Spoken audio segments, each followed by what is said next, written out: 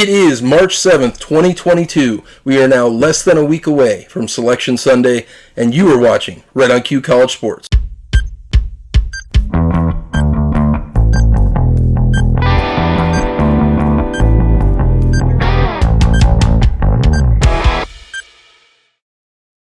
Welcome in. That is right. You are watching Right on Cue College Sports. Thanks again for checking us out. Thanks for the support. Don't forget to like and subscribe. Please feel free to share any of this content you would like to your friends or family members who might now be jumping into college basketball with interest in filling out a bracket. There's an estimated 70 million brackets that are going to be filled out here in the next week. So if they want some inside information, some trends, some stats, maybe just my personal humble opinion, then they might want to check in here, see if we can't help them win some money, win some bragging rights over friends and family.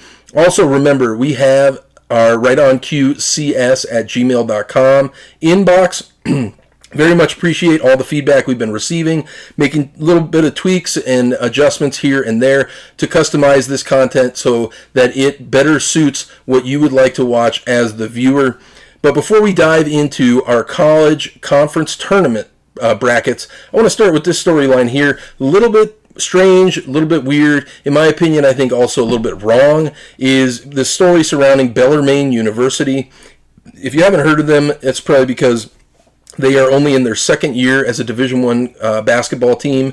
And Bellarmine finished the season 19-13, 11-5 in the Atlantic Sun Conference, and they were the four seed, I believe, coming into the conference tournament. Well, Bellarmine just knocked off Liberty in the semifinals over the weekend, and they are now advancing to the conference championship game of the Atlantic Sun. For those of us that follow college basketball, we know there's 32 conferences. Conference tournaments, the winners of the conference tournaments get the automatic bid into the NCAA tournament. Well, not so fast, as Lee Corso might say. That may not be the case in this situation.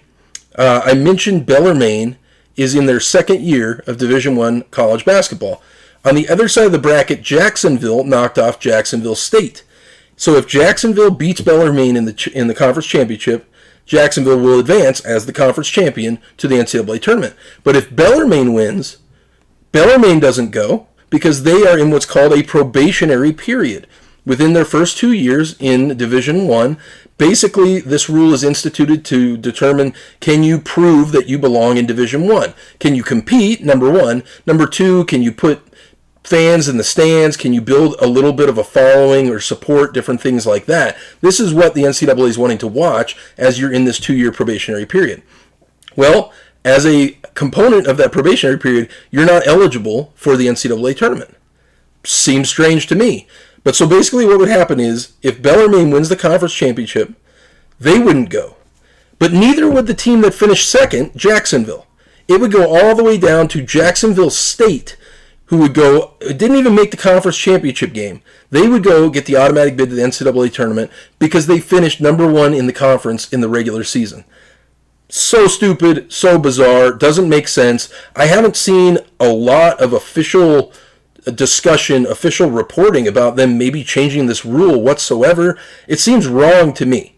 Because if the thought behind the rule was to prove that you belonged, well, they may earn their way into the NCAA tournament. What more proof do you want? And you're going to prevent them from doing that? That seems wrong to me. But anyways, that game, the conference championship game, Bellarmine hosting Jacksonville. They play this game at home.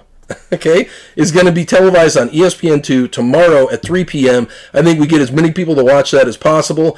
Root for Bellarmine to win, because if you know me at all, you know I'm an agent of chaos. I want to see the worst outcome happen for the officials and force them to take a team that wasn't even in the conference championship game and put them in the NCAA tournament, just to expose how stupid this rule is. That's my personal opinion. Now that I've vented on that a little bit, let's go ahead and let's dive into these conference tournament brackets. See where your team's at, see what their road to the championship game might look like, maybe have a little conversation about who needs to win, who doesn't in order to make the NCAA tournament. We're going to kick this off in order of the conferences that are projected to have the most teams make the tournament via bracketology. So let's go ahead and kick it off with the top half of the bracket here in the Big Ten, who's projected to get 8 teams into the tournament. Those 8, Illinois, Wisconsin, Michigan, Iowa, Michigan State, and Rutgers. So let's start right here in the pigtail play-in game. Number 13 seed Nebraska taking on 12 seed Northwestern. Now these Huskers are hot fire right now. They've won 3 in a row, 2 of those games over top 25 teams, both of the wins over top 25 teams on the road. They're coming off of a huge win over the 2 seed in this bracket, Wisconsin. Unbelievable. I think they get to win pretty easily over Northwestern and advance on to take on the 5 seed in Iowa. Then, back up at the top of the bracket, we have the 9-8 matchup. Indiana is the 9 seed and 8 seed Michigan. These are both bubble teams. Indiana's probably bubble out on the outside looking in. Michigan is on the inside looking out, which personally to me is baffling. They have 13 losses already, but they just got that big win over Ohio State, who was ranked at the time, in their last game of the season. So Michigan, according to bracketology, is on the inside looking out. I think they probably still need to win this game in order to secure that spot. This is a team, the Wolverines, who are playing a really inspired brand of basketball under Phil Martelli. You might remember a couple of weeks ago, Juwan Howard got thrown out, suspended 2 weeks for basically slapping another man in the face, an assistant coach from another team. He will be back, Juwan Howard, to coach this game. I'm not so sure if that's a positive or a negative, because Michigan's been playing really good basketball with Coach Phil Martelli at the helm. Ultimately, though, I think Michigan has too much talent, and they get the win over Indiana. That will likely knock Indiana out of the NCAA tournament. Then, if we move down, we have the 13 seed, a team I told you was very hot, Nebraska, taking on the 5 seed Iowa. Iowa is also smoking hot. They have come basically out of nowhere in the back half of the season. Keegan Murray leads the Big Ten in scoring. He's really starting to get a lot of help from the supporting cast. And Nebraska's last loss was at home versus Iowa. I think they lose again. Number 5 seed Iowa advances, and the dream season ends for Nebraska. Back up to the top, we then have a massive, awesome big man battle in the Big Ten. This is just straight up stereotypical Big Ten basketball. You have 7'1", 240, Hunter Dickinson at center for Michigan, bashing and going straight up on the 7', 280 Kofi Coburn from Illinois. If you want to see some larger human beings than you've probably ever seen in your life, check out this game. Those two dudes are going to be doing battle. Ultimately, though, I think Illinois is just so deep in their backcourt. They go almost 6 deep in their guard play of dudes who could put up double digits on any given day. Alfonso Plummer is a stud. Also, Andre Curbelo, I really think he's kind of a secret weapon. He's been in and out of games with injuries for a little bit of a while now, but he seems to be back 100%. I got Illinois getting the win over Michigan and advancing. On the bottom half of the bracket, the 5 seed Iowa takes on the 4 seed Rutgers. Rutgers has pulled off some incredible wins, but they're very much a bubble team.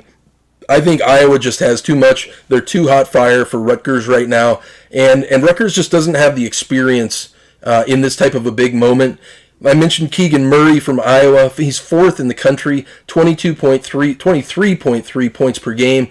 And like I said, he's getting the support that he needs. Iowa advances, and we set up a rematch of the game that just happened last night. Number 1, Illinois against number 5, Iowa. Then let's take a look at the bottom half of that Big Ten bracket. In the pigtail game, we have the 14 seed Minnesota, who has just been flat out terrible all year, and the 11 seed Penn State. Minnesota has lost 4 in a row. They split, actually, in the 2 head-to-head matchups with Penn State this year. I think Penn State is just a more reliable team. They are about the same, a similar talent level, but they're more consistent. Minnesota's pretty up and down. In the first year after their head coach Richard Pitino left, Penn State advances to face the 6 seed Ohio State. Now let's take a look back up at the top of that bracket. The 10 seed Maryland, they just lost by 10 at the 7 seed Michigan State, but this Michigan State squad, I think, has some real fundamental issues. I think that they're very, very talented, but they do not play well as a team unless Tyson Walker goes off and scores 25 points. I think Maryland gets the upset here. I really do. And they avenged that loss by 10 at Michigan State the other day. On the bottom end of this bracket, the 11 seed Penn State is taking on the 6 seed Ohio State. Ohio State, keep in mind, just lost to Michigan, but they do have the straw that stirs the drink, in my opinion, probably the most impressive player in the Big Ten this year, and that's E.J. Liddell, 19.4 points per game, 7.9 rebounds per game. I think he is just a menace, and he's going to power them past Penn State in this game. Then back up to the top, we see our first appearance from the 2 seed Wisconsin. Now, important to note, Johnny Davis went out of that loss to Nebraska a little after halftime with a lower body injury. It's still uncertain whether he's going to be back to play in this tournament. Luckily for Wisconsin, he wouldn't have to play until Friday, so maybe that's enough time for him to get back 100%. I do think Wisconsin has the easiest draw of the top 4 seeds. Maryland and Michigan State, I think, are both not super tough teams. If they have Johnny Davis back, I think they run away with this one. But also they're getting great play out of Brad Davidson and some of the other guards. I think Wisconsin gets the win there. Then down below we have the 6 seed Ohio State taking on the 3 seed Purdue. I think there's, in my opinion, a very clear-cut best teams in this conference, and that's Illinois and Purdue. Eric Hunter Jr. is coming on as a real threat for the Boilermakers. I think the Boilermakers advance relatively easily over Ohio State, as E.J. Liddell just is not getting almost any support from anyone this whole season. All right, now let's look at our Final Four. We have the 1 seed Illinois taking on the 5 seed Iowa, the 2 seed Wisconsin taking on the 3 seed Purdue, and in that first matchup, Illinois at Iowa, Kofi Cockburn, the big man for Illinois, goes for 21 points per game, 10.5 rebounds per game. They have 4 guards averaging double-digit scoring in the last 8 games. Illinois is playing really good basketball. I think they get the win over Iowa. Iowa still makes the NCAA tournament, though. On the right side, we have the 2 seed Wisconsin taking on the 3 seed Purdue. I already told you about some of my concerns and questions about Wisconsin. I think they're just too one-dimensional. And if Johnny Davis is not 100%, they're just an average Big Ten team. I think Purdue has too much production. Travion Williams, Zach Edey, Jaden Ivey, and now you got Eric Hunter coming on. Purdue is a strong, good team.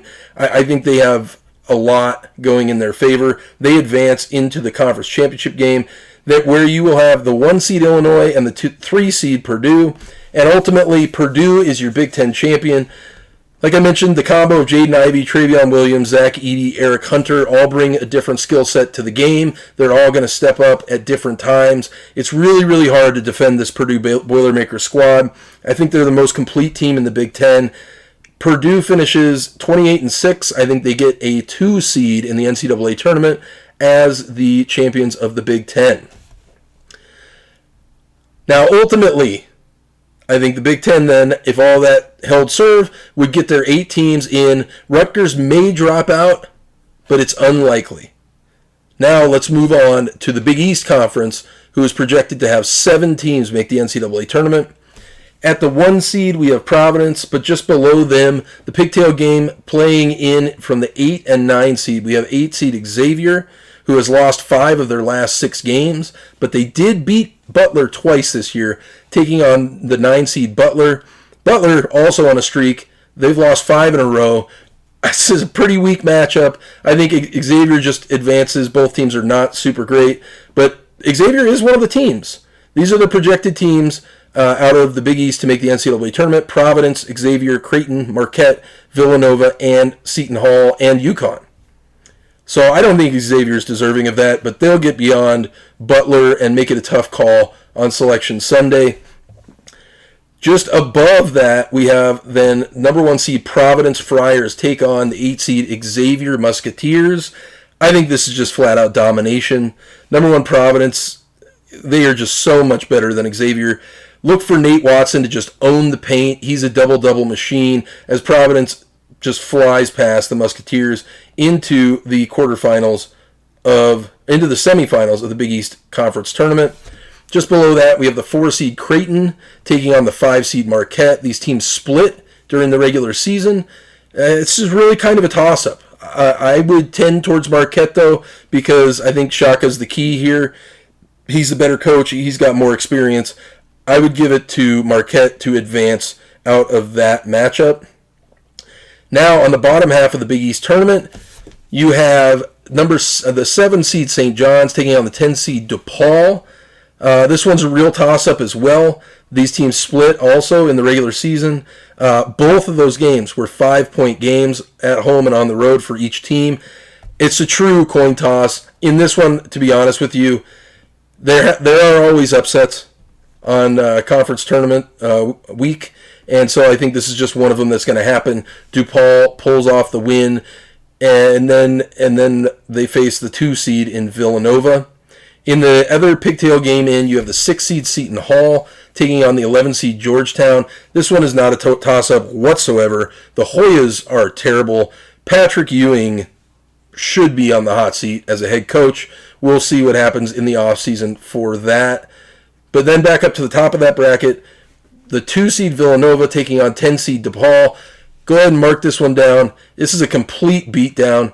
DePaul lost both of their matchups against Villanova earlier in the season by an average of 20 points. They don't have scoring to keep with Villanova. Villanova's going to pull away, and they'll probably get a lot of playing time from their backups in that one. On the bottom half of this bracket, the 6 seed Seton Hall, who will have just dominated Georgetown, takes on the 3 seed Yukon. Seton Hall won this game by 3 at home, but they lost on the road at Yukon by 5. Yukon has won 6 of the last 7, including a win over the Hall. Seton Hall's a team I would like to see get into the tournament. They're a little bit higher on the bubble, so I'm not sure a loss here would bump them out. But I think Yukon does get the win over Seton Hall to hold serve as the 3 seed. Now to the final 4 of the Big East. We have the 1 seed Providence taking on the 5 seed Marquette. Providence has won 11 of their last 13 games. This team is just flat out on a roll. They won their first ever Big East championship this year. I think they're playing really inspired basketball as well. I give them the win over Marquette. Marquette still probably makes the NCAA tournament in this situation. On the right-hand side, we have number 2 Villanova taking on the 3 seed Yukon. You know, Colin Gillespie, I have been bagging on him all season long, and sure enough, he is proving me right. He has been really fading down the stretch, like he always does. But the rest of the backcourt for Villanova has really stepped up. The kid Caleb Daniels is really coming on as a threat. I think they're going to have enough to pull off the win over Yukon. Then we move on to the championship game, where Jared Bynum and A.J. Reeves are really strong in that backcourt for Providence. After losing both matchups against Nova this season, I think the Friars pull off the avenging win in the conference championship game, and they double up regular season and conference champions. That would have Providence finishing 26-4 on the year. I think that earns them a 2 seed in the tournament. Villanova finishes 25-8, which will likely be a 3 seed in the NCAA tournament. Ultimately, the Big East gets 6 teams. They're projected to have 7. I think Creighton drops out when they bow out in their first round loss to Marquette. Next, we move on to the Big 12 Conference, who has a projected 6 teams to make the NCAA tournament. One thing to keep in mind here, Oklahoma State, because of NCAA infractions, is disqualified from all postseason play, so they will not be in this tournament, and they also will not be playing in the NCAA or NIT tournament. So let's go ahead and take a look at the top half of this bracket. And in the pigtail play-in game, we have the 8 seed Kansas State, who have lost 5 in a row after beating the 9 seed West Virginia, who they will be facing. West Virginia had lost 7 in a row before beating TCU in a real surprise shocker.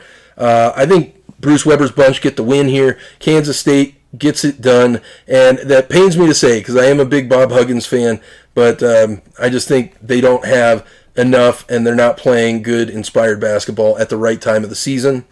Moving back up to the top side of the bracket, we have the 4-5 matchup, Texas and TCU. In their previous matchup, Texas won by 23 at TCU, but they won by just 9 at home later in the season. I think Jamie Dixon's bunch is coming on. Mike Miles is playing really, really well, but Texas is just too much. They're one of the best defenses in the country. It's going to be really tough to score points in this game. I think the 4 seed Texas advances. TCU likely still makes the NCAA tournament. Then we have the 1 seed Kansas taking on their in-state rival, the 8 seed Kansas State. I got to tell you, I think this is no contest. Abaji gets 30 points, and David McCormack gets 18 and 10 probably, as Kansas just rolls into the semifinals of the Big 12 Conference Tournament. Moving to the bottom half of that bracket, we have the 2 seed Baylor, who is just flat out on a roll. They should have Adam Flagler back playing full time.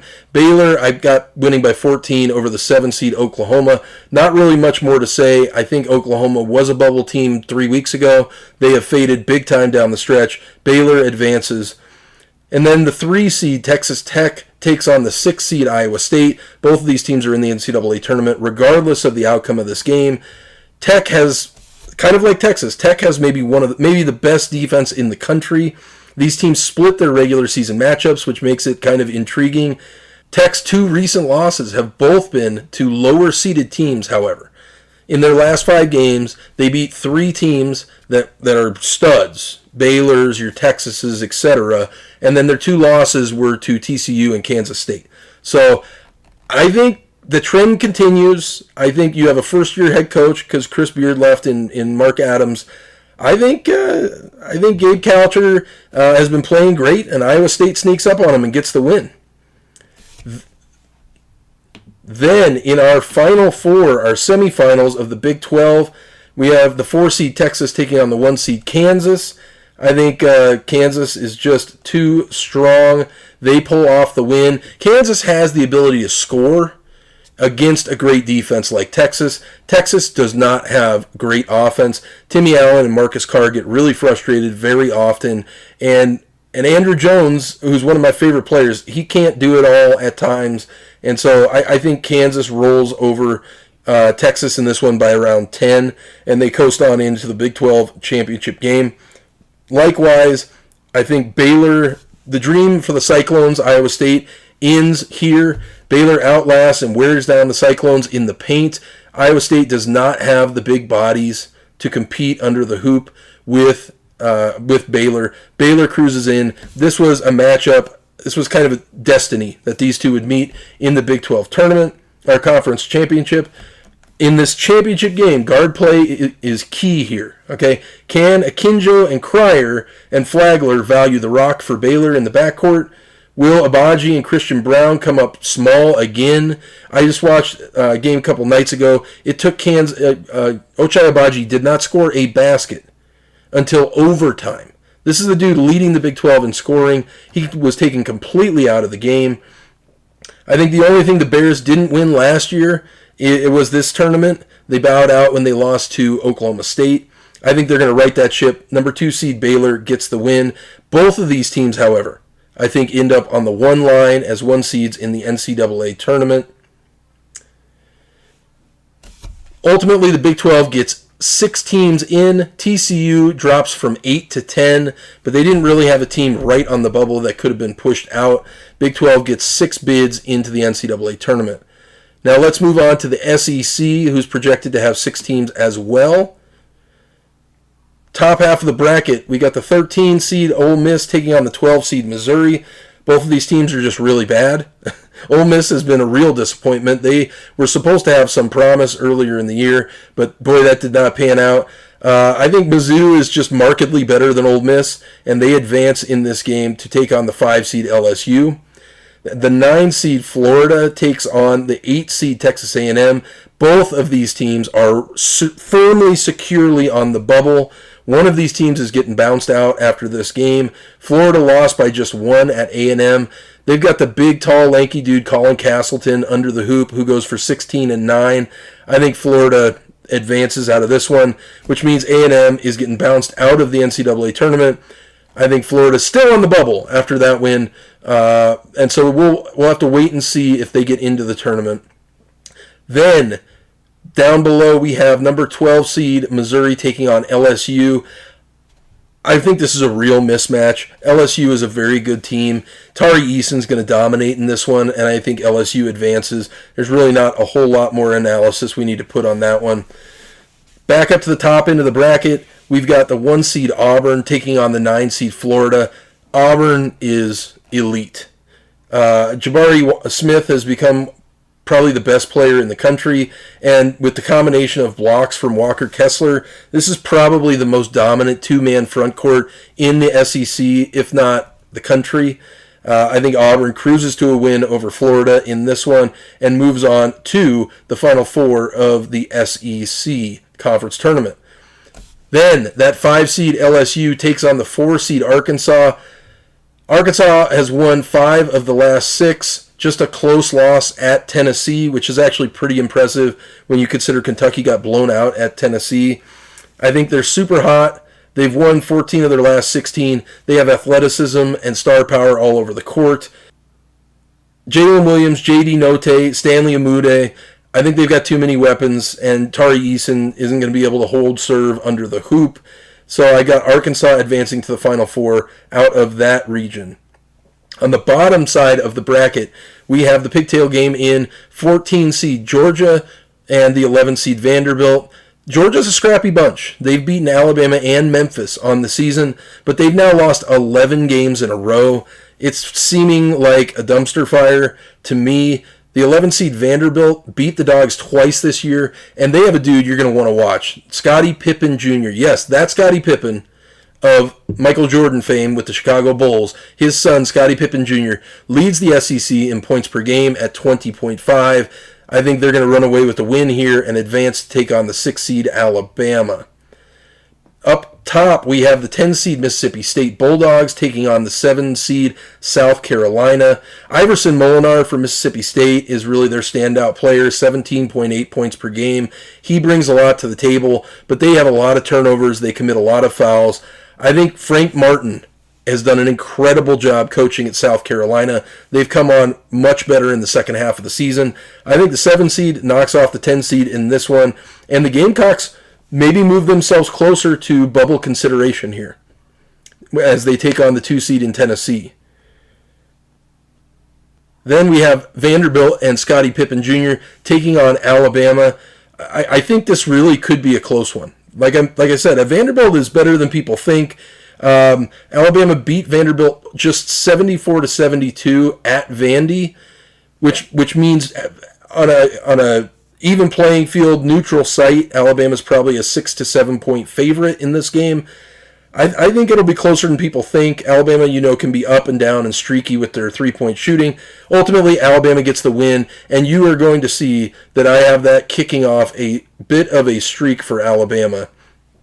Back to the top of the bracket, the 7 seed South Carolina takes on the 2 seed Tennessee. Tennessee is really coming into their own. They were big-time pretenders last year going into the NCAA tournament. I think they have a whole lot more toughness, a whole lot more grit, and they've got some guys who are playing really, really hard-nosed basketball. Zakai Ziegler being the main catalyst lately. He really revitalized this Vol squad in the last month. They're currently on a 4-game win streak, and they beat Auburn and Arkansas in that run.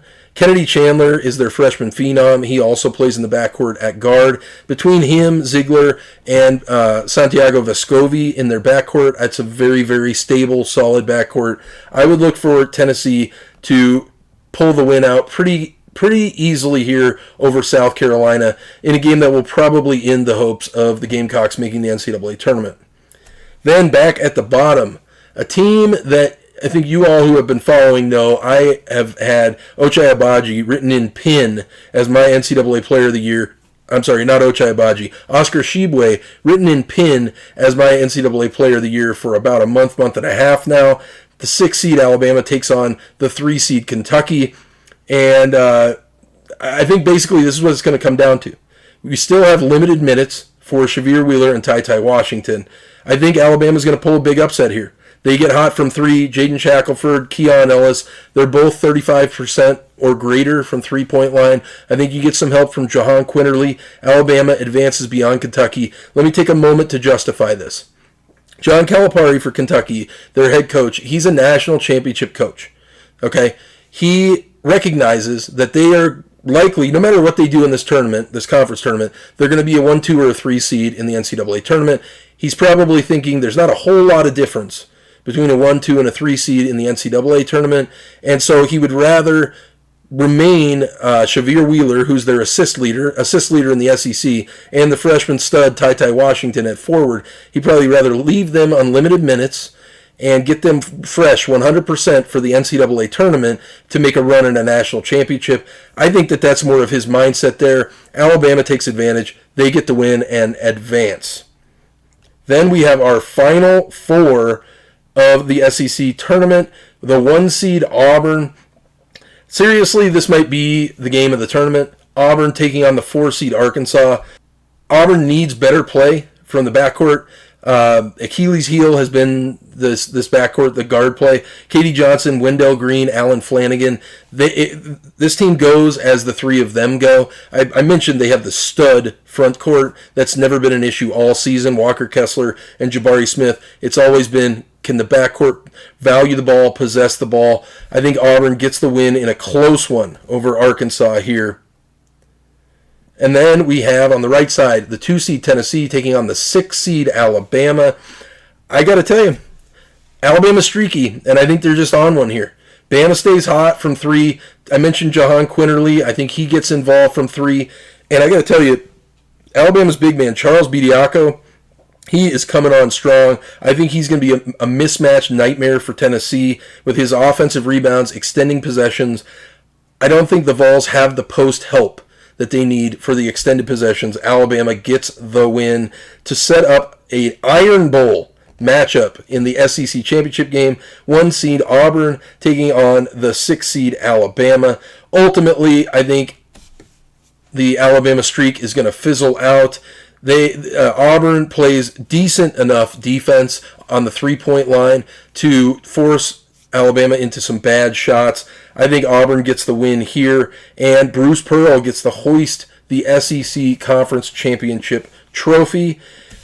Auburn finishes 30-4 on the season, and they get a 1 seed in the NCAA tournament.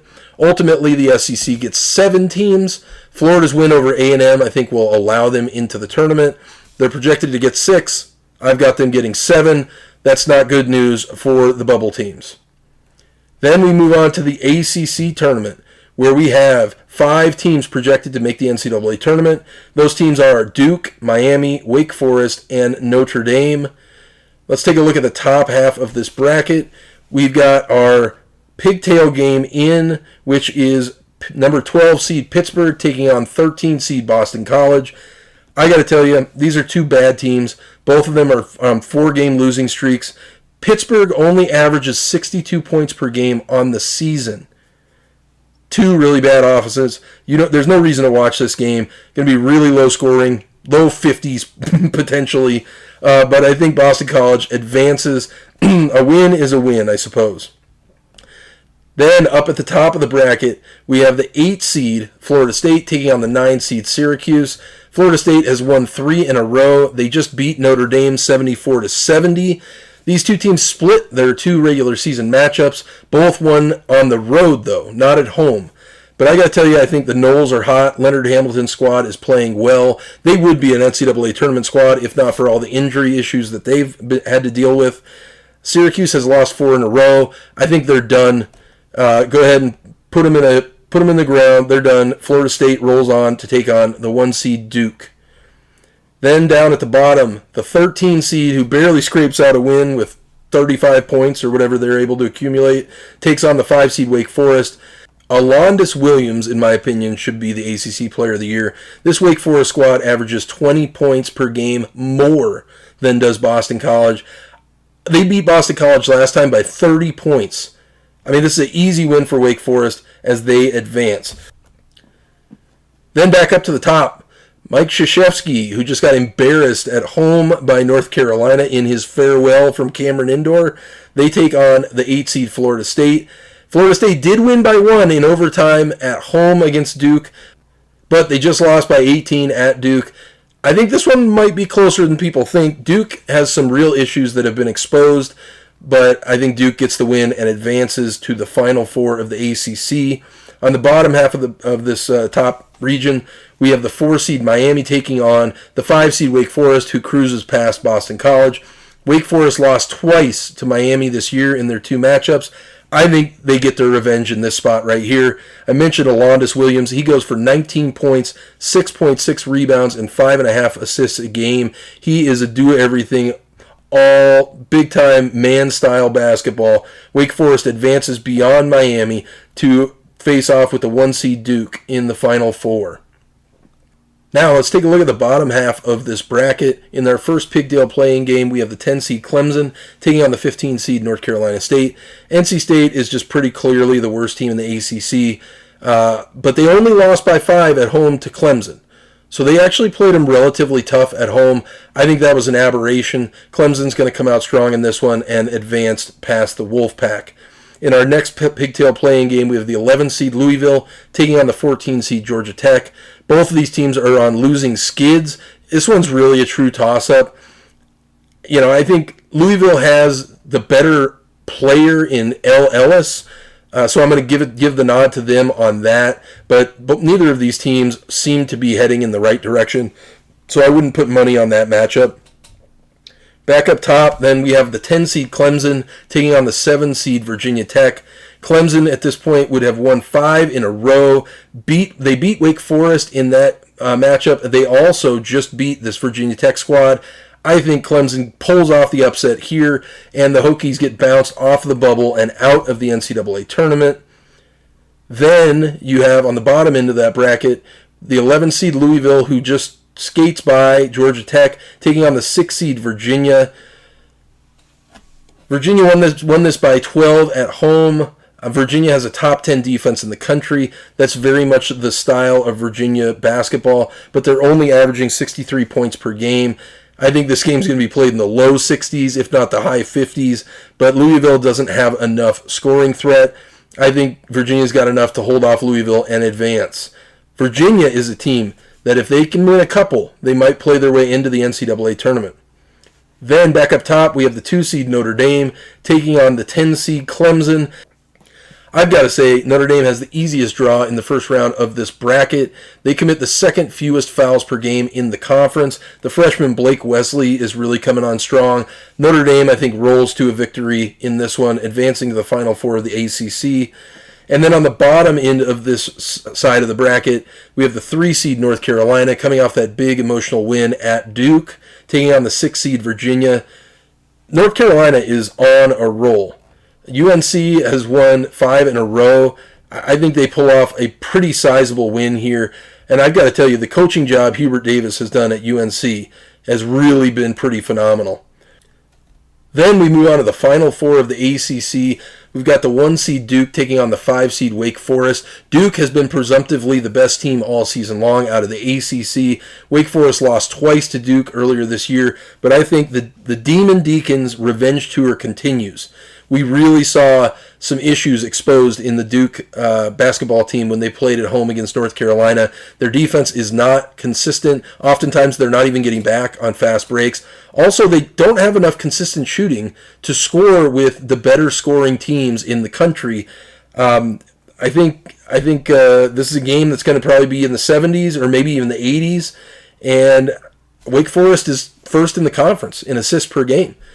I mean, all things point to Wake Forest moving on in this matchup, and then there's going to be some real soul-searching for Duke fans because they may fall down to like a 3 seed after losing to Wake Forest. On the other side of our Final Four, we have the 2 seed Notre Dame taking on the 3 seed North Carolina. North Carolina, like I mentioned, has won 5 in a row. They lost by 5 at Notre Dame January the 5th. I think, again, continuing the theme, they avenged that loss. The big man, Armando Bacot, has just been playing sensational. He had 23, 7, and 2 blocks against Duke. Their combo, R.J. Davis, Brady Manick, Caleb Love, they could do no wrong. Every one of them in double-digit scoring. And in that game against Duke, they had assists on half of their made baskets. I mean, that's great basketball Hubert Davis has them playing. North Carolina, I think, is getting hot at the right time. Then you have the 5 seed Wake Forest taking on the 3 seed North Carolina. In my opinion, unquestionably the 2 hottest teams in the conference right now. Ultimately, North Carolina is just a little bit hotter. Wake doesn't have the weapons to hang. Like I mentioned, North Carolina is really coming into having one of the better offenses in the country. Also, North Carolina is first in free throw percentage in the ACC. So that's going to come up big if they have any close games. This one might be a close one with Wake Forest, but that will probably come up big. The Tar Heels win the conference tournament, get the automatic bid. North Carolina finishes 26-8. I think that moves them to a 3 seed. You'll see probably Duke and North Carolina at that 3 line. Ultimately, the ACC gets 5 teams to the NCAA tournament. They were projected to have 5. I've got them getting 5. Virginia might sneak in with a win over Louisville, although I don't think that's enough. Louisville at this point would probably be like a quad 3 win. Probably a quad 3 win, which wouldn't do much for the resume whatsoever. Virginia, the Cavaliers probably need to win 2 to 3 rounds in the ACC tournament in order to advance to the NCAA tournament. Now let's turn our eyes to the Mountain West Conference, who's projected to have 4 teams make the NCAA tournament. Those teams being Boise State, Wyoming, Colorado State, and San Diego State. And you're going to see, I think those 4 teams are a clear cut above all of the rest in this conference. Let's start it off on the top side of the bracket. We've got the 8 seed Nevada taking on the 9 seed and my alma mater, the New Mexico Lobos. The Lobos lost at Nevada by 9 on New Year's Day, but they shot just 35%. Their offense has really been coming on a lot stronger as of late, and the sophomore Jamal Mashburn Jr. has been sensational. I think New Mexico gets the win, moves on to take on the 1 seed Boise State.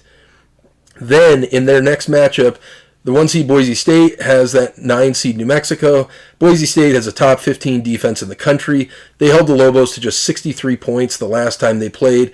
I got to say, for my Lobo squad, the future is bright. But as long as they don't lose some of these players to the transfer portal, but not the present. Boise State rolls. Their defense is elite in the country. And then on the bottom end here, we have the 4 seed Wyoming taking on the 5 seed UNLV. And I think the Pokes have got to know, if they lose, they're out. They've been on a bit of a skid here. They've lost 3 games in the last 3 weeks. They've really, really damaged their tournament standing. So like I said, I think they've got to know this. Ike and Maldonado, I think, will get enough going. Maldo's really the issue. He has games where he just completely lays an egg, and you cannot have that out of your star senior guard. Ultimately, Wyoming moves on to take on Boise State. And then on the bottom side of this bracket, the 7 seed Utah State Aggies taking on 10 seed Air Force Falcons. Air Force Academy has lost 9. They had lost 9 in a row before they won on senior night. I think the Aggies win this one big. Air Force is not committed. I think they're moving on to different dreams, different thoughts, or preparing for next year. I think Utah State wins this one pretty soundly. On the bottom side here, we have the 6 seed Fresno State taking on the 11 seed San Jose State. Big man Orlando Robinson was in contention. It sounds like David Roddy won the Conference Player of the Year. It really kind of came down to David Roddy, Graham Ike, and Orlando Robinson. He goes for 19.2 points, 8 rebounds, and 3 assists per game. I think Fresno State cruises to a win there. And then we really kind of separate the men from the boys in this next round of the tournament. Colorado State taking on Utah State. Utah State is a sneaky good team, but I think the Rams are just hot fire right now. Isaiah Stevenson has really settled into a strong, consistent role, valuing the basketball. Deshaun Thomas has been playing great basketball from the post, and obviously David Roddy is just a man possessed right now. The Rams get the win and move on to the Final Four of the conference. Then on the bottom side, we have the 3 seed San Diego State taking on the 6 seed Fresno State. San Diego State won both matchups against Fresno State this year. San Diego State has better guard play, and they do have some big men that can hang in the low post with Orlando Robinson. I think San Diego State plays good defense, but they are just a pretty solid team from the three-point line. That's going to be the difference. Aztecs advance to the Final Four. Now, in our Final Four of the Mountain West Conference, number 1, Boise State takes on 4 seed Wyoming. Now, Boise State won 72-65 at Wyoming earlier this year. Wyoming, like I mentioned, is on a bit of a skid. It pains me to say this, but I think the Broncos contain Wyoming. Probably Maldo comes up small again. Graham Ike is not enough. Boise State moves on to the conference championship game. And then on the other side, we have the 2 seed Colorado State Rams taking on the 3 seed San Diego State. And again, I've just got to say the Aztecs have Colorado State's number. They dominated Colorado State out at San Diego State by 30, and Colorado State won by just 1 at home. Matt Bradley has been really 70% of their offense all year. Well, he's starting to get support. This San Diego State squad is rounding into shape. I got to say, I think if the Rams win this one, they'll win the tournament. But it's just a bad matchup. The Rams match up better with Boise State than they do with San Diego State. Ultimately, though, we have the matchup of Boise State and the 3-seed San Diego State in the conference championship. San Diego State has lost twice to Boise. I think the Boise defense squeezes on the Aztecs. They miss a lot of shots from the outside. And for Boise State, Abu Kigab is enough offense to suffice as their defense holds the Aztecs in the low, probably 60s. Boise State finishes the season as the conference champion, 27-7, and they get a 6th seed in the NCAA tournament. Ultimately, all 4 of those teams still make the NCAA tournament. Wyoming, keep in mind, must beat UNLV, or they will likely drop out of the NCAA tournament. And even if they win, and then they lose to Boise State, they might still be sweating it on Selection Sunday. So let's go ahead and let's move on now to the Pac-12 Conference, who is only projected to get 3 teams in the NCAA tournament. 3. Projected to get 3 teams in the group of 68, when this conference had 3 teams in the last 8 of the NCAA tournament last year. I mean, mad disrespect. There's been some poor play down the stretch, not from Colorado, but from Oregon. They really took themselves out of consideration with some bad losses. But Colorado absolutely should be right securely on the bubble at this point. Just really disrespect for the West in general. But anyways, let's take a look at the top end of this bracket. We have the 8 seed, Arizona State, playing the pigtail game in against Stanford, the 9 seed. Arizona State has won 4 in a row. Their sophomore, Jay Heath, is coming on so strong, 17 points per game in the last 4. Arizona State and Colorado are the 2 hottest teams in the conference coming into this tournament. I think Arizona State blows the door off of Stanford in this one. Then their next matchup being against the 1 seed Arizona Wildcats. Then, just down below, we have Oregon at the 5 seed taking on the 12 seed Oregon State. I think this one also is a complete blowout. Jared Lucas can't do it all. There are a few pieces. Will Alatiche, Jared Lucas came back from last year's Elite 8 team, and man, it is just a completely different squad. Oregon State is really bad this year. They've lost 17 games in a row. Well, that's about to become 18 as Oregon blows them out and moves on to take on the 4 seed Colorado Buffaloes. Then, in the next round, the 8 seed Arizona State takes on the 1 seed Arizona. Arizona won by 11 in their last matchup. Tabellis was really the key in both of their games. Keep in mind, Arizona has the 3rd best offense in the country. I think Arizona runs away with this one, but it might be closer than people think. I would say Arizona by 8, but maybe it's a 2-point game with like a minute and a half left, and then you get some window dressing down the stretch. Arizona moves on to the Final 4 of the Pac-12 Conference. Then, in a big matchup, this one's really going to be a pretty evenly matched game. The 5 seed Oregon takes on the 4 seed Colorado. Oregon, I think, is out of the NCAA tournament almost regardless of what they do, but they could spoil the Buffaloes' hopes. As long as Colorado doesn't fall in love with 3-pointers, I think they can really give themselves a chance here. They were 61% from the 3-point line against Utah the other day. That's phenomenal, but if you ever watch Alabama for like a 2-week stretch, there'll be games then where you just go 12%, and then you lose to bad teams. So I establish dominance under the hoop. Jabari Walker, Evan Batty, get De Silva doing his finesse game from the post, and let that open up good 3-point shots. We don't need, even though they kept saying it in the game, Evan Batty has the best 3-point shooting percentage in all of the conference. Great. And it'll stay that way if you don't shoot any threes in the next game. Okay, so I've got Colorado advancing as they establish a stronger presence in the front court. Now let's take a look at the bottom side of this bracket. We have the 7 seed Washington State taking on the 10 seed California. Washington State has won 3 games in a row. They won both games over Cal this year. Their guard, Michael Flowers, is really the straw that stirs the drink for them. He's a strong player. He He values possession of the ball. Not a ton of turnovers out of Washington State. I think they advance relatively easily here over Cal. And then we have the 6 seed Washington taking on Utah. And if you haven't heard his name, well, number one, you haven't been watching the show, but Terrell Brown Jr., if Washington was a tournament contending team, he would absolutely be the Pac-12 Player of the Year. But unfortunately, I think Benedict Matherin's going to get it out of Arizona. He is 8th in the country in points per game. Utah has really struggled against the zone, which is a defense, kind of a 3-high, 2-low zone that Washington likes to play on defense. Utah struggled with it all season long. They really have kind of one major threat, and that's the big kid under the hoop. I don't see him getting established with the zone. I think Washington kind of cruises to a win here in a pretty uneventful first round of the Pac-12 tournament. In the second round, we have the 7 seed Washington State taking on 2 seed UCLA.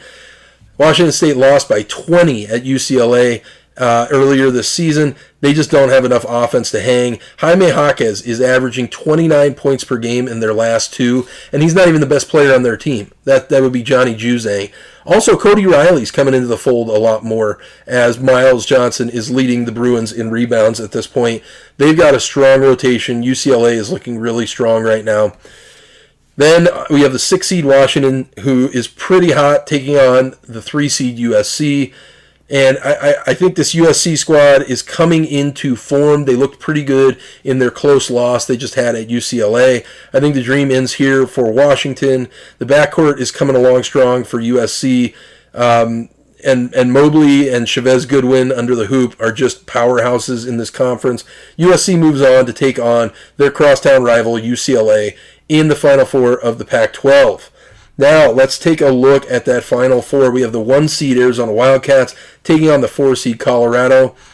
And I got to tell you, the keys for the Buffaloes in this one, okay? Keep in mind, they just blew the doors off of Arizona a week and a half ago by 16. Okay, get Christian Coloco, their big man, in foul trouble. That's the first key. That gives you a chance to win the rebound battle. They did beat Arizona on the boards in that game. I think that's a huge factor. Also, that gives you a chance when you're making buckets and getting rebounds to get back, set up your defense. Arizona, I mentioned, 3rd in the country in scoring offense. They like to get out and run. But ultimately, I think Arizona's just too much. They are playing really, really good basketball for their first-year head coach. And Benedict Matherin is phenomenal at the kind of point forward position. So, and Kirk Ariza has just been playing great basketball as well. I think Arizona gets the win. As much as I'd like to see Colorado beat them again, I think if Colorado wins this one and beats Arizona, I think they should be into the NCAA tournament, because you would have then 2 wins over a 2 seed in the NCAA tournament in the last 2 weeks, plus a win over Oregon. I think Colorado should be into the NCAA tournament if they make it to the conference championship game. I don't think, like Joe Lunardi said, they have to win the conference championship game to make the NCAA tournament. That sounds childish and stupid, and I think Lunardi's about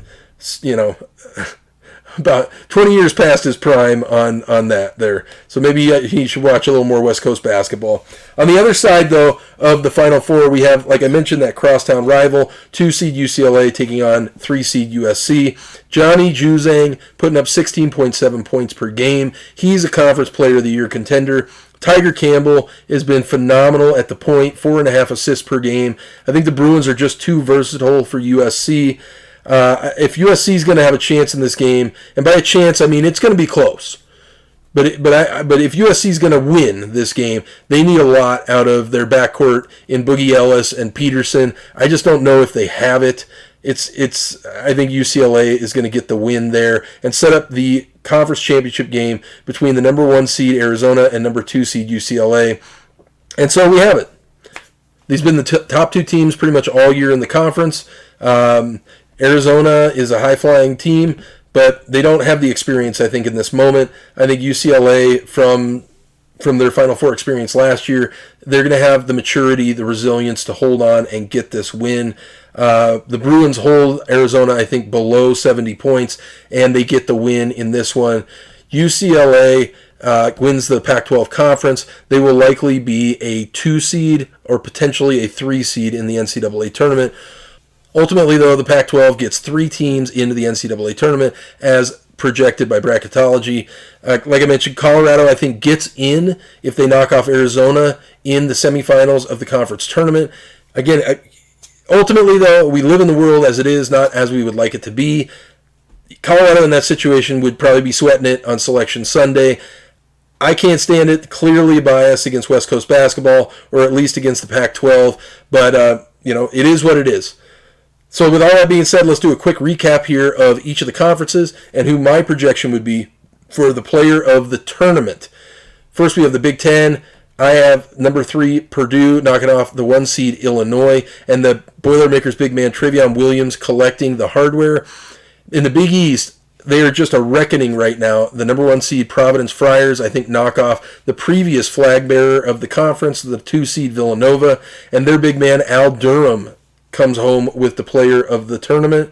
Out of the Big 12, the 2 seed Baylor are on a mission as well. I think they knock off the 1 seed Kansas. However, Baylor does not have the conference tournament player of the year. That goes to Ochai Agbaji, who's going to collect a ton of points. He's going to get a ton of assists, but Baylor wins with team basketball and their stud freshman duo of Jeremy Sohan and Kendall Brown.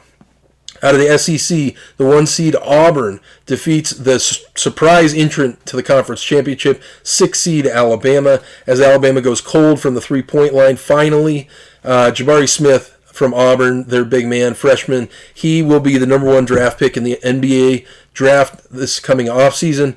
I think he collects the hardware in that tournament. ACC, I've got the 3 seed North Carolina knocking off the 5 seed Wake Forest. This is a conference that is really completely up in the air. Obviously, I have a 3 seed and a 5 seed in the conference championship game. Duke has regressed to the remainder of the field. There's a grouping of about 6 teams that could win this conference tournament. Ultimately, though, Armando Bacot, the center for North Carolina, is incredible. He's a top 5 guy, double-doubles on the season in the country. He's also top 20 in the country in blocks per game. He brings home the conference tournament player of the year. Out of the Mountain West, the 1 seed Boise State knocks off the 3 seed San Diego State for the 3rd time this year. And similar to the situation I just discussed with Baylor and Kansas, Boise State plays great defense, good team basketball. The player of the conference tournament comes out of San Diego State, and that's Matt Bradley. And then out of the Pac-12, I have the 2 seed UCLA knocking off the 1 seed Arizona as they establish that they truly are the mature team, the confident team, and the standard bearer out of the Pac-12 heading into the NCAA tournament. Johnny Juzang out of UCLA gets the player of the tournament.